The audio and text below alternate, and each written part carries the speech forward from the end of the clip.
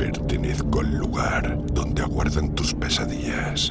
Ahí están, esperando para irrumpir en tus sueños. Lo que hay escrito en este libro será tu condena, la que mereces. Ahora siéntate y escucha, pues leeré esta escalofriante historia, la que te atormentará para siempre. Macabra visión.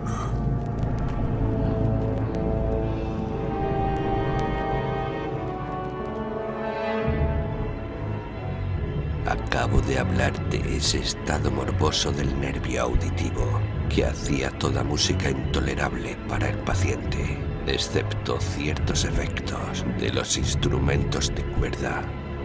Eran quizá los límites estrechos en los cuales se había confinado él mismo al tocar la guitarra, los que habían dado en gran parte aquel carácter fantástico a sus interpretaciones. Pero en cuanto a la férvida facilidad de sus improntus, no podía uno darse cuenta así. Tenían que ser, y lo eran en las notas, lo mismo que en las palabras de sus fogosas fantasías, pues él las acompañaba a menudo con improvisaciones verbales rimadas. El resultado de ese intenso recogimiento, de esa concentración mental a los que he aludido antes y que se observan solo en los momentos especiales de la más alta excitación artificial. Recuerdo bien las palabras de una de aquellas rapsodias. Me impresionó acaso más fuertemente cuando él me la dio, porque bajo su sentido interior o místico me pareció percibir por primera vez que User tenía plena conciencia de su estado, que sentía cómo su sublime razón se tambaleaba sobre su trono. Aquellos versos, titulados El Palacio Encantado, eran poco más o menos, sino al pie de la letra, los siguientes. En el más verde de nuestros valles, habitado por los ángeles buenos, antaño un bello y majestuoso palacio, un radiante palacio, alzaba su frente. En los dominios del rey pensamiento, allí se elevaba. Jamás un serafín desplegó el ala sobre un edificio la mitad de bello. Banderas amarillas, gloriosas doradas, flotaban y ondeaban. Todo esto, sucedía hace mucho, muchísimo tiempo. Y a cada suave brisa que retozaba en aquellos gratos días, a lo largo de los muros pálidos y empenachados, se elevaba un aroma alado. Los que vagaban por ese alegre valle, a través de dos ventanas iluminadas, veían espíritus moviéndose musicalmente a los sones de un laúd bien templado, en torno a un trono donde, sentado, porfirogénito, con un Fausto digno de su gloria, aparecía el señor del reino. Y refulgente de perlas y rubíes era la puerta del bello palacio, por la que salía a oleadas, y centelleaba sin cesar una turba de ecos cuya grata misión era solo cantar, con voces de magnífica belleza, el talento y el saber de su rey. Pero seres malvados, con ropajes de luto, asaltaron la elevada posición del monarca. Ah, lloremos, pues nunca el alba despuntará sobre él, el desolado. Y en torno a su mansión, la gloria que rojeaba y florecía es solo una historia oscuramente recordada de las viejas edades sepultadas. Y ahora los viajeros en ese valle, a través de las ventanas rojizas, ven amplias formas moviéndose fantásticamente en una desacorde melodía, mientras, cual un rápido y horrible río, a través de la pálida puerta, una horrenda turba se precipita eternamente, riendo, mas sin sonreír nunca más. Nevermore.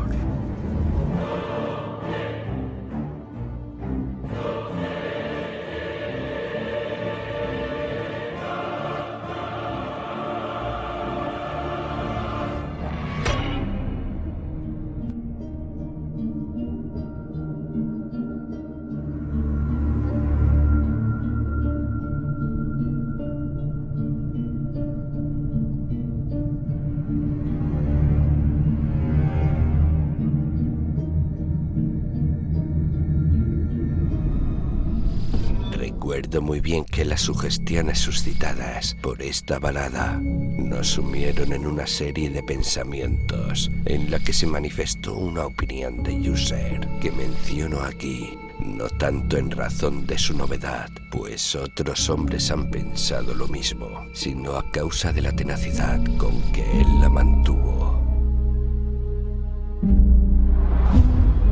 Esta opinión, en su forma general, era la de la sensibilidad de todos los seres vegetales, pero en su trastornada imaginación, la idea había asumido un carácter más atrevido aún e invadía bajo ciertas condiciones el reino inorgánico. Me faltan palabras para expresar toda la extensión o el serio abandono de su convencimiento. Esta creencia se relacionaba, como ya antes he sugerido, con las piedras grises de la mansión de sus antepasados. Aquí las condiciones de la sensibilidad estaban cumplidas, según él imaginaba, por el método de colocación de aquellas piedras, por su disposición, así como por los numerosos hongos que las cubrían y los árboles enfermizos que se alzaban alrededor, pero sobre todo por la inmutabilidad de aquella disposición y por su desdoblamiento en las quietas aguas del estanque. La prueba de aquella sensibilidad estaba, decía él, y yo le oí hablar sobresaltado, en la gradual pero evidente condensación por encima de las aguas y alrededor de los muros de una atmósfera que les era propia. El resultado se descubría, añadía él, en aquella influencia muda, aunque importuna y terrible, que desde hacía siglos había moldeado los destinos de su familia y que le hacía a él tal como le veía yo ahora, tal como era. Semejantes opiniones no necesitan comentarios y no los haré. Nuestros libros, los libros que desde hacía años formaban una parte no pequeña de la existencia espiritual del enfermo, estaban, como puede suponerse, de estricto acuerdo con aquel carácter fantasmal.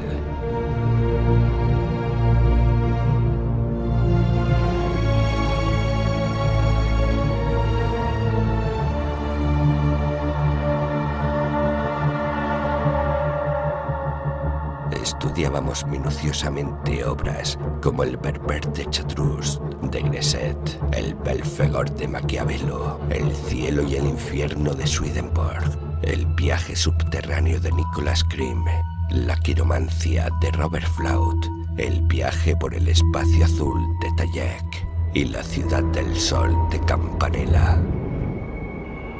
Uno de sus volúmenes favoritos era una pequeña edición in octavo del Directorium Inquisitorium por el dominico Heimerich de Girón, y había pasajes en Pomponius Mela acerca de los antiguos sátiros africanos o egipanes, sobre los cuales User soñaba durante horas enteras.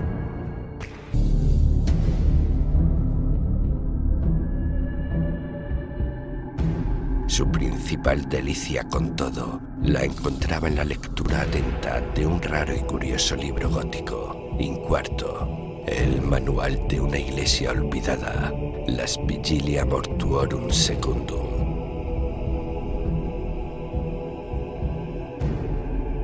Pensaba, a mi pesar, en el extraño ritual de aquel libro y en su probable influencia sobre el hipocondriaco, cuando una noche, habiéndome informado bruscamente de que Lady Madeleine ya no existía, anunció su intención de conservar el cuerpo durante una quincena antes de su enterramiento final en una de las numerosas criptas situadas bajo los gruesos muros del edificio.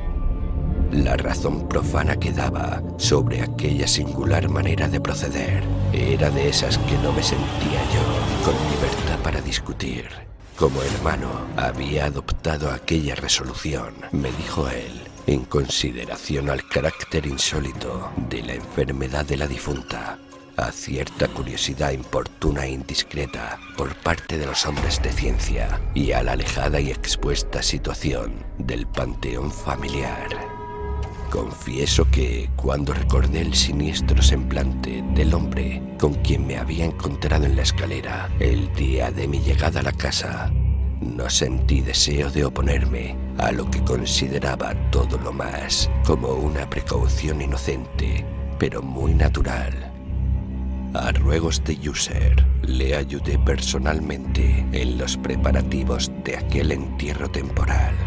Pusimos el cuerpo en el féretro y entre los dos lo transportamos a su lugar de reposo, la cripta en la que lo dejamos y que estaba cerrada hacía tanto tiempo que nuestras antorchas semiacabadas en aquella atmósfera sofocante no nos permitían ninguna investigación.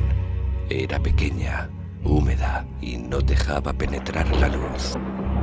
Estaba situada a una gran profundidad, justo debajo de aquella parte de la casa donde se encontraba mi dormitorio. Había sido utilizada, al parecer, en los lejanos tiempos feudales como mazmorra y en días posteriores como depósito de pólvora o alguna otra materia inflamable, pues una parte del suelo y todo el interior de una larga bóveda que cruzamos para llegar hasta allí estaban cuidadosamente revestidos de cobre. La puerta de hierro macizo estaba también protegida de igual modo. Cuando aquel inmenso peso giraba sobre sus goznes, producía un ruido singular, agudo y chirriante.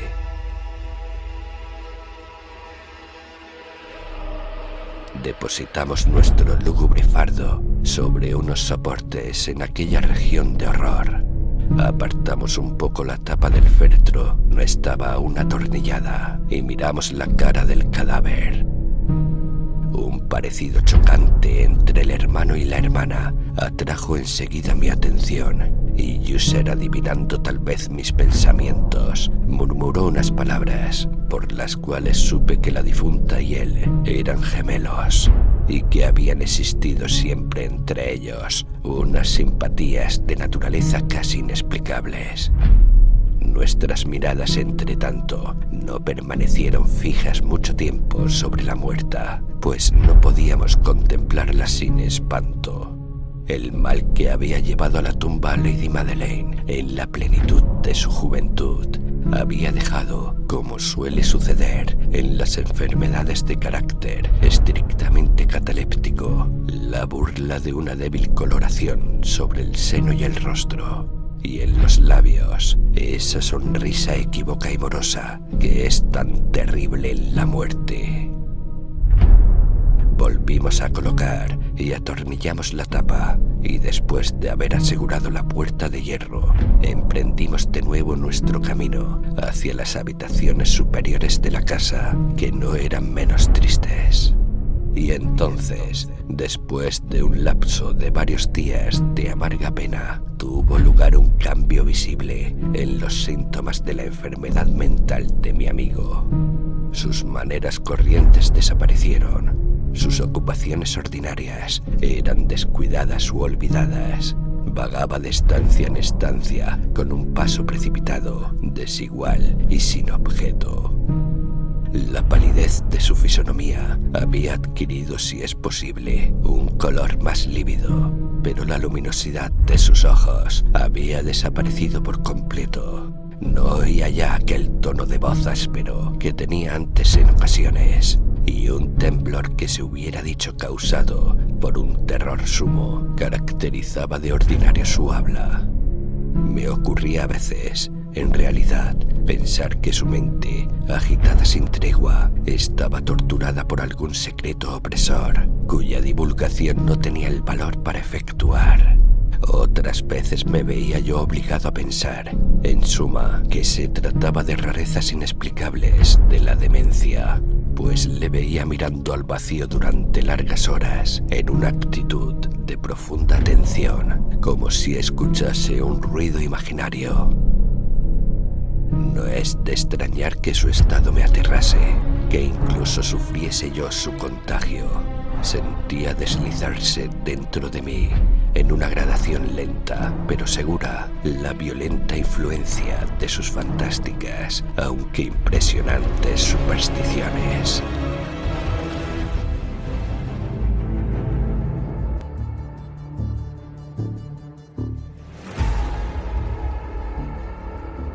Fue en especial una noche, la séptima o la octava, desde que depositamos a Lady Madeleine en la mazmorra, antes de retirarnos a nuestros lechos, cuando experimenté toda la potencia de tales sensaciones.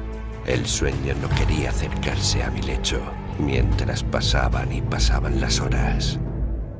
Intenté buscar un motivo al nerviosismo que me dominaba.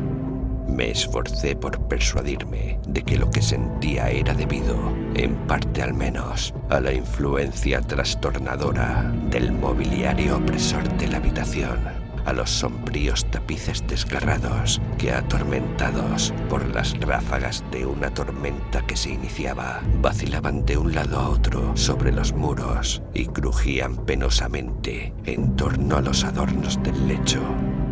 Pero mis esfuerzos fueron inútiles. Un irreprimible temblor invadió poco a poco mi ánimo, y a la larga, una verdadera pesadilla vino a apoderarse por completo de mi corazón.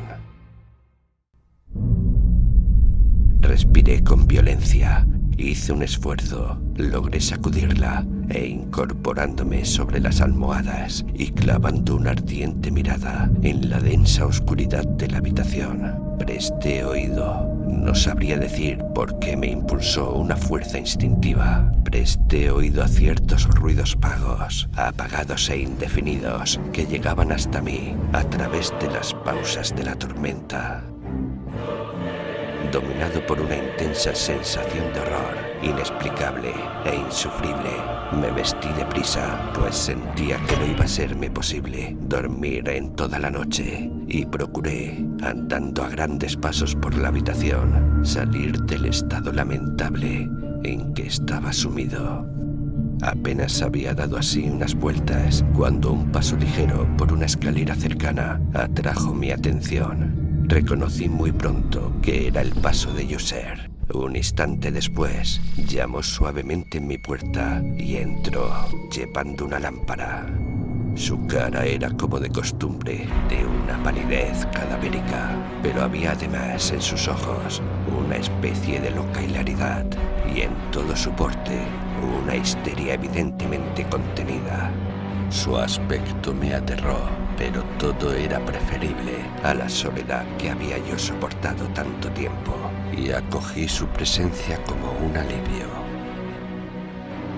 ¿Y usted no ha visto esto?, dijo él bruscamente, después de permanecer algunos momentos en silencio mirándome. ¿No ha visto usted esto? Pues espere, lo verá, lo verá. Mientras hablaba así, y habiendo resguardado cuidadosamente su lámpara, se precipitó hacia una de las ventanas y la abrió de par en par a la tormenta. La impetuosa furia de la ráfaga nos levantó casi del suelo. Era en verdad una noche tempestuosa, pero espantosamente bella, de una rareza singular en su terror y en su belleza. ¿No ha visto usted esto? Lo verá, lo verá.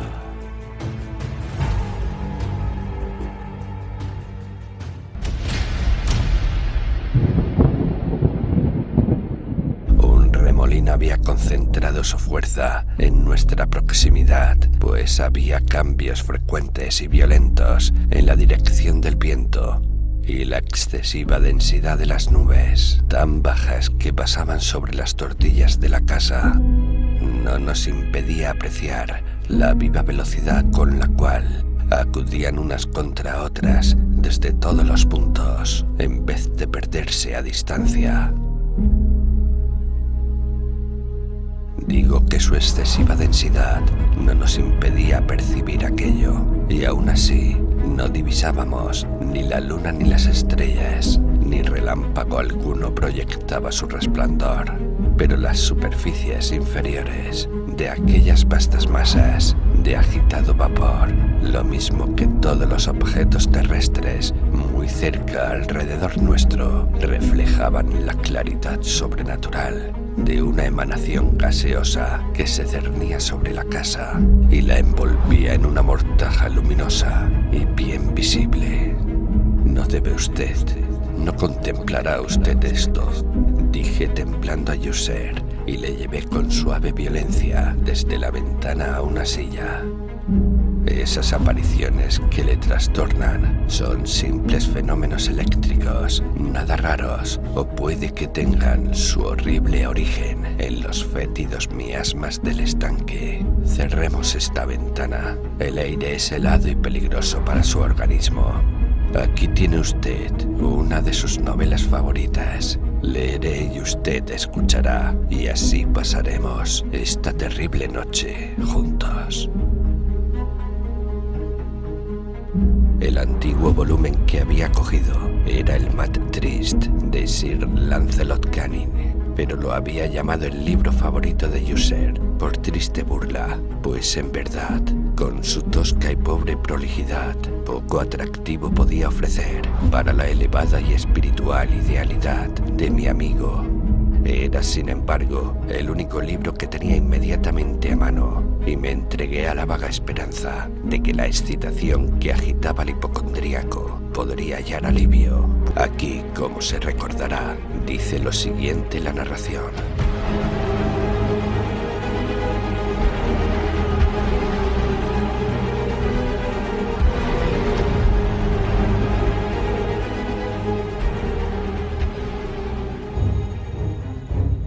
Y Ethelred, que era por naturaleza de valeroso corazón y que ahora sentíase además muy fuerte gracias a la potencia del vino que había bebido, no esperó más tiempo para hablar con el ermitaño, quien tenía de veras el ánimo propenso de la obstinación y a la malicia.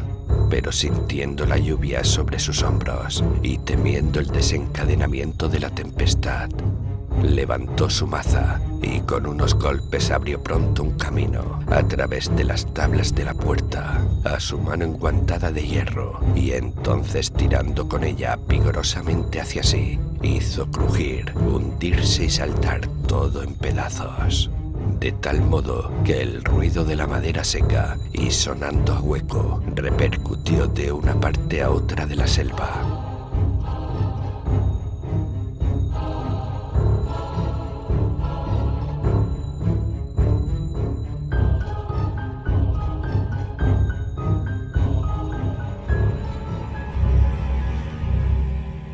Al final de esta frase me estremecí e hice una pausa, pues me había parecido, aunque pensé que mi excitada imaginación me engañaba, que de una parte muy alejada de la mansión llegaba confuso a mis oídos un ruido que se hubiera dicho, a causa de su exacta semejanza de tono, el eco, pero sofocado y sordo, ciertamente de aquel ruido real, de crujido y arrancamiento descrito con tanto detalle por Sir Lancelot.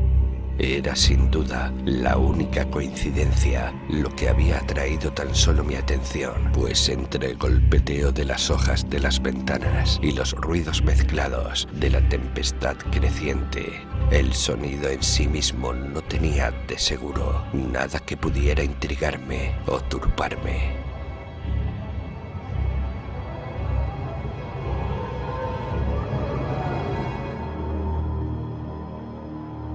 Continué la narración. Pero el buen campeón Ethelred, franqueando entonces la puerta, se sintió dolorosamente furioso y asombrado al no percibir rastro alguno del malicioso ermitaño, sino en su lugar un dragón de una apariencia fenomenal y escamosa, con una lengua de fuego, y que estaba de centinela ante un palacio de oro con el suelo de plata. Y sobre el muro aparecía colgado un escudo brillante de bronce con esta leyenda encima: el que entre aquí, vencedor será. El que mate al dragón, el escudo ganará. Ethelred levantó su maza y golpeó sobre la cabeza del dragón, que cayó ante él, y exhaló su aliento pestilente con un ruido tan horrendo, áspero y penetrante a la vez, que Ethelred tuvo que taparse los oídos con las manos para resistir aquel terrible estruendo, como nunca antes lo había oído. Aquí hice de súbito una nueva pausa, y ahora con una sensación de violento asombro, pues no cabía duda de que había yo oído esta vez. Érame imposible decir de qué dirección venía. Un ruido débil y como lejano, pero áspero, prolongado, singularmente agudo y chirriante.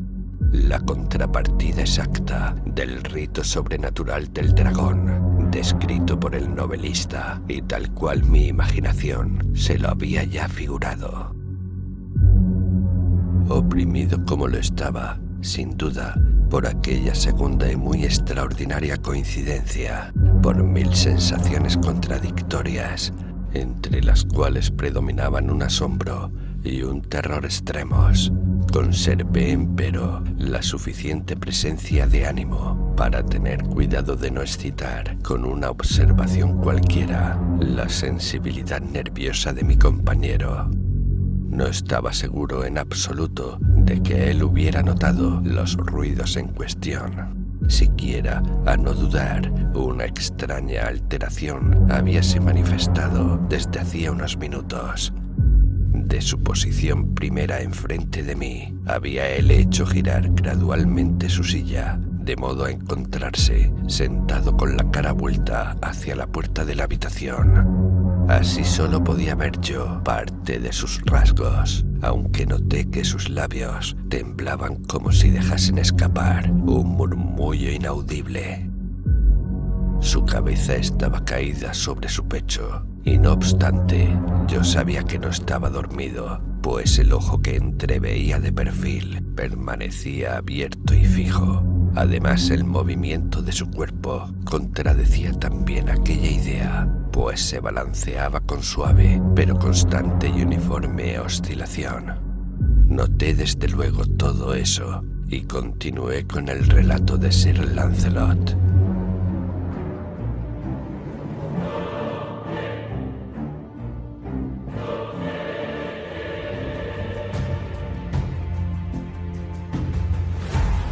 Y ahora el campeón, habiendo escapado de la terrible furia del dragón y recordando el escudo de bronce y que el encantamiento que sobre él pesaba estaba roto, apartó la masa muerta de delante de su camino y avanzó valientemente por el suelo de plata del castillo hacia el sitio del muro de donde colgaba el escudo, el cual en verdad no esperó a que estuviese él muy cerca, sino que cayó a sus pies sobre el pavimento de plata con un pesado y terrible ruido.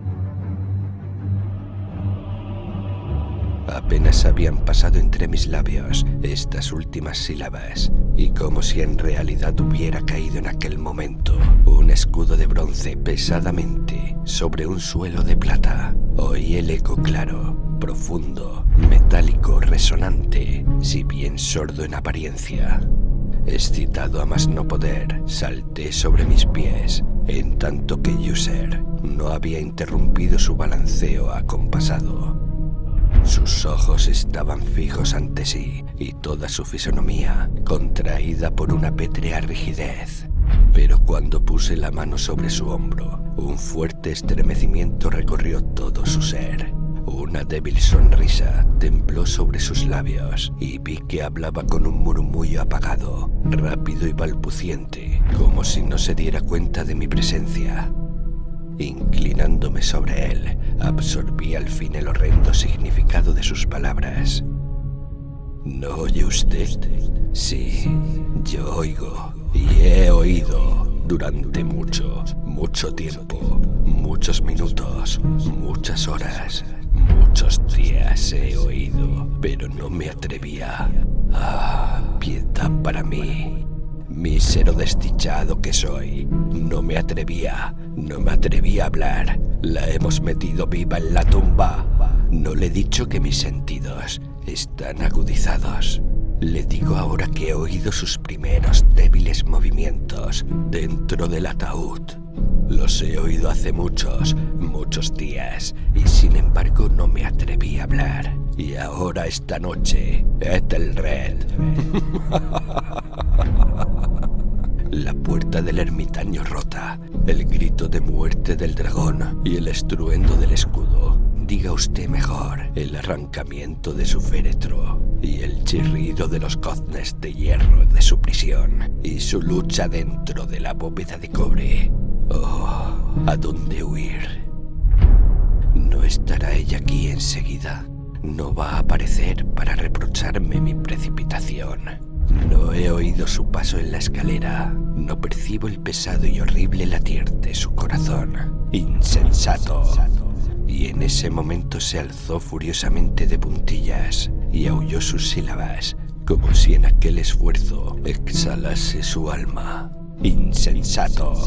Le digo a usted, le digo que ella está ahora detrás de la puerta.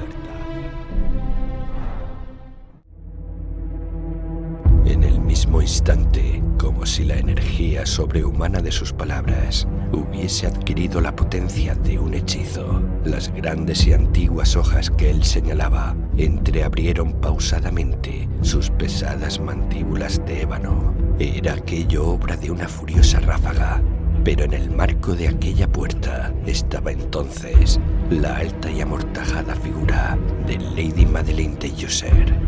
Había sangre sobre su blanco ropaje y toda su demacrada persona mostraba las señales evidentes de una enconada lucha. Durante un momento permaneció trémula y vacilante sobre el umbral.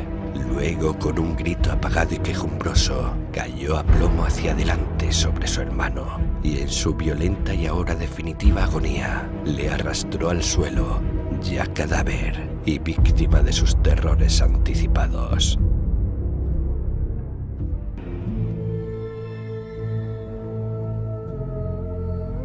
Huí de aquella habitación y de aquella mansión horrorizado. La tempestad se desencadenaba aún en toda su furia cuando franqueé la vieja calzada.